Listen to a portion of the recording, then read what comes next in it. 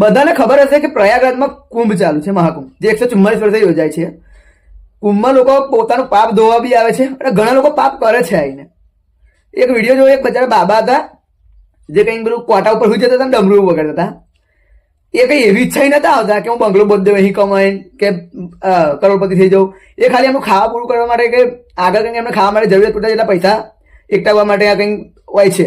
એમાં આ લોકોએ એમની જોડે હિસાબ માંગવાનો ચાલુ કરી દીધું. એ દાદાના આંખમાં વાહુ આવી જાય. તમે વિડીયો જોજો, ખાલી આંખમાં વાહુ આવી જાય ને એમની જે ચટઈ હતી એ જરીને પકડીને બીતા બેસી રહ્યા હતા કે કોઈ લઈ ના લે તો સારું. અને લોકો એમની જે 2-3 હજાર રૂપિયા હતા એનો હિસાબ માંગતા હતા. 2-3 હજારનો હિસાબ લોકો એમની જોડે માંગતા હતા. એ જ લોકો હિસાબ માંગતા હતા જે પેલી છપરી ચા વાળો છે, પેલી વડાપાવ વાળી છોકરી છે, એમની પાસે કૂતરાની જેમ ફરાશે. એ જ લોકો એમની જોડે હિસાબ માંગતા હતા. બીજા બધા સેલિબ્રિટી એ બધા પૈસા એમની જોડે વધારે, એમની તો કોઈ હિસાબ માંગવા જવાતું નહીં એમ નહીં. પણ જો કોઈ ગરીબ માણસ જો પૈસા આવી જાય ને તો એમને હિસાબ માંગવા પડે. તમે વિચાર તો કરો ખાલી. સાવ આવો જ છે આપણો આજનો આધુનિક યુગ અને આપણું આજનું આધુનિક જ્ઞાન. તમે એકવાર વિચાર કરીને કોમેન્ટ કરો.